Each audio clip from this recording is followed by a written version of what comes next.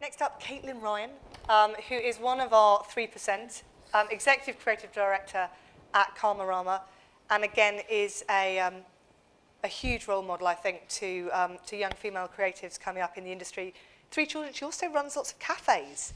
One of my favourites as well, near me in Fitzrovia. So I think a big hand for Caitlin.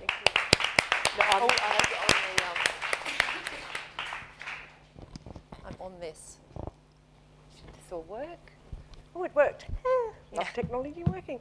Yes, so I'm one of the 3%, which I have to admit, up until a couple of years ago, I didn't really think much about being a female in a creative department, because you sort of actively were encouraged not to think about it. Most of us, I've been in the industry for sort of 15, 20 years, and they were very male departments as they are now. But you sort of felt if you rattled the cage, that wasn't quite playing by the rules. So you either were sort of grateful that you were there, and a bit like the clip before, What Women Want, you felt like that was, you were there to give the female perspective, and you were given the mops and makeup.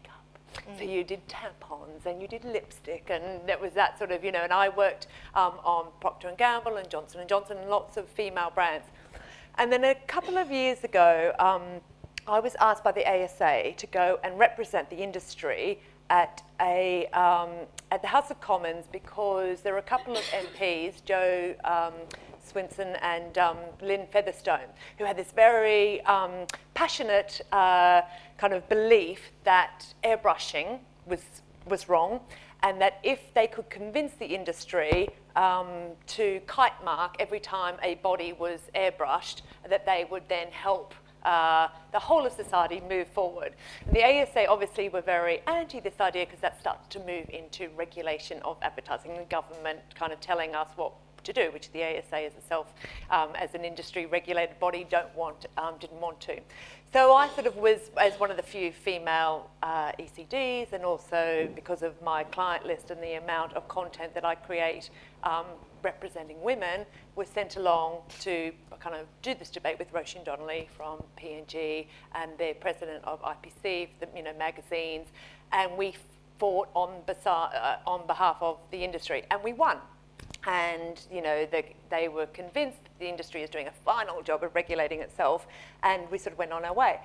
And I felt really sad leaving that debate that I hadn't quite done what was right for women. I'd represented the industry incredibly well, we'd won the debate, but I didn't, if I hand on my heart, and by this stage my daughters were getting up to sort of, I don't know, 9 and 4, so I had these 2, and a son, so I had these children that were growing up in a society that I wasn't completely comfortable as somebody creating content where I was displaying what women were like. I wasn't completely comfortable that I'd done a good job.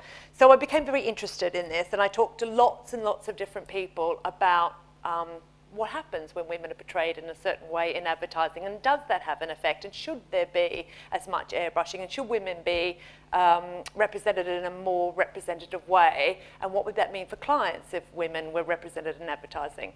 So this is a 1-hour presentation that I haven't actually seen what happens when I've shortened it to 10, so I'm going to kind of freewheel a bit, but the topic is, you've come a long way, baby, or have we? And as Amanda showed before, when you look back in advertising, the chef does everything but cook. That's what wives are for. I mean, you actually just can't believe that this stuff did survive. This one. When I was first putting together my presentation, my 7-year-old came in, and I quickly shut down the computer because I just was so horrified of her seeing this image of a man standing on a woman's head. It's nice to have a girl around the house. Blow in her face and she'll follow you anywhere.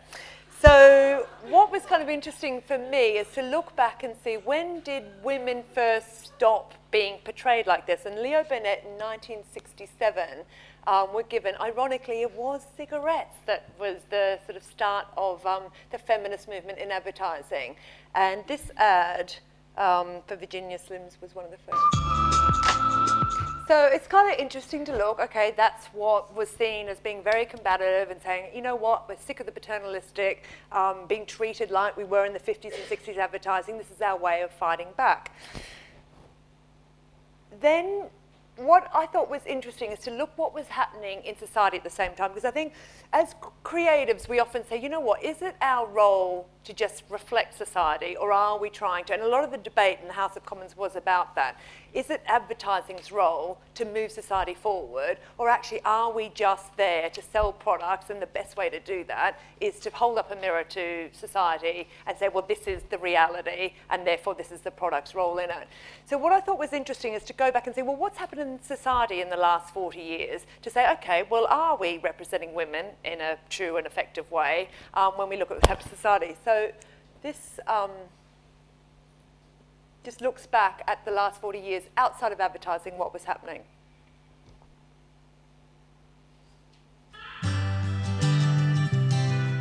So as a creative director, if my role is to represent women, why, when society has been protesting and fighting and being so brave on all those issues, when we look at what advertising has done in the same time, do we look so pathetic compared to what's been happening out in society? And that's where I became really uncomfortable about where advertising has been going versus what's been happening in the world. So then we go forward 40 years and say, okay, we've seen a cigarette ad from 40 years ago. Let's have a look at what a cigarette, well, you obviously can't advertise cigarettes anymore, but you can have e-cigarettes. So let's have a look at what advertising today looks like. I want you to get it out. I mean, I have to say, what the actual fuck?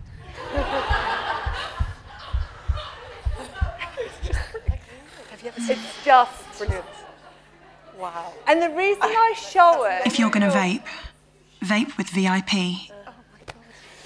The reason I show it after that sort of, you know, a bit of an indulgent go women is really, really, have we not moved further forward? And of course there are lots of brands doing great stuff. There's not enough brands doing great stuff. And I think it's because we are, as creatives, we do work in stereotypes. We often have 30, 60 seconds, or you have a very limited time to get an idea across. The stereotypes work, cliches work, because it gets a message across. The problem is the stereotypes around women, which Lindsay said before, is it's either, you know, Jerry Halls, a woman needs to be a cook in the kitchen and a whore in the bedroom. Or sometimes we get another role, we get to do the laundry. So, you know, and this whole kind of myth of how to keep a man, what the woman's role is still pervasive now, which is extraordinary. But when you look at the way women are portrayed in still a hell of a lot of advertising, it's to work with these stereotypes, which I think is the big problem. So, does it matter? Then this is, you know, a lot of the debate was around you. Your role is not to save the world. Your role is not to, you know, fly the feminist flag. The problem is, and you saw these statistics before, women, 85% of women make the purchasing decisions. 92% of women say that they don't recognise the way women are portrayed in advertising, which is why people like Roisin O'Donnelly are saying it's got to change. We can't just keep going blindly on with this, it doesn't matter. We're just holding up a mirror. We're not holding up a mirror because nobody recognises themselves in the way we're portraying women. So, somebody had to bring it up. I mean, there's a lot, and we can't go into all of this tonight, but I think what is interesting now and why it matters is because once upon a time when it was all about broadcast, women didn't have a way of answering back. Now women have a very strong voice, and they will get on the social platforms and they will react when they don't like the way they're portrayed. And so brands need to worry about this. You know, and this showed the extraordinary lengths that people would go to, getting dressed in their bikinis, going down to tube stations to take an image and post it, shows you the energy women have when they don't like the way they're portrayed.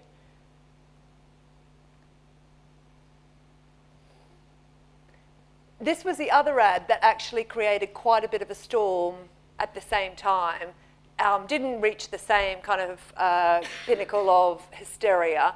And actually, I think this is a beautiful ad. It's about a perfume. It's about beauty and fragrance. I'd love to look like her. I don't want to see someone that looks like me up there. To me, it's high art. It's highly visualized. So I think, you know, there is a mistake to say that portraying women properly in advertising means we never are seen as sexual objects. The species doesn't survive if we don't have desire as part of advertising. It's a really important tool. So I sort of am quite keen to make that point around portraying women, that we can't lose an incredibly important part of what it is to be a woman, which is desirable. And so I'm completely okay with this and would fight that it be, you know, left there and not complained about, compared to Are You Beach Body Ready, which was so patronising. This, however, is a BMW ad. You know you're not the first, but do you really care? So when you take female sexual imagery and put it with a car, it doesn't have the same effect as Tom Ford creating a beautiful, evocative image. And that's, I think, where the stereotypes can crash into, excuse the pun, car crash into being sexist and patronising, and no woman looks at that and goes, I must go out and get myself a BMW. Brands that are getting it right are the ones that are listening. So this is a piece of work that we've done for a very small charity called CoppaFeel, and it's about looking at the way women are portrayed, their body image, and just sort of thinking about why women don't check their breasts. The founder of the charity is a young woman who didn't check her breasts, and at the age of 24 found out that she had stage 4 cancer. You'll have, if any of you saw the incredible Sheridan Smith film a couple of weeks ago, The C Word, she's one of the girls on the beach who's part of this kind of blogging environment, blogging community. But I'll just show you this clip. So our insight was, because breasts are seen as a sexual object, women only describe them in the way men see them, small or big. And so actually that was stopping women from then thinking of them as normal and checking them out. So we created with Rankin this series of outdoor advertising, which was extreme. The first time nipples were ever shown in outdoor. But what is really interesting in things like the Daily Mail, the fact that we used real breasts, not perfect breasts, was the thing people were absolutely up in arms about. You know, especially poor Squidgy. And she was the most amazing one. She's like, I don't fucking care what people say about my breasts. And people are like, ooh, you know. And it's like, they're normal. That's what normal breasts are like. So it was really interesting working on this campaign and saying, actually, the mirror that we're holding up of what normal looks like is so kind of, you know, people couldn't quite cope with it. And then finally, I was just going to show you a piece of work that I think is a really feminist piece of advertising that, again, doesn't show any women, but turns the male gaze on its head because it shows how ridiculous it is, the way women are usually portrayed.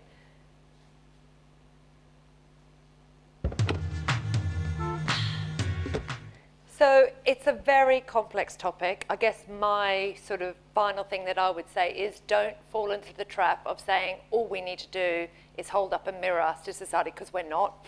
And we need to push further, and we need to fight for women being portrayed in a more interesting and realistic way than the stereotypes of a whore in the bedroom and a domestic goddess in the kitchen would allow. Thank you.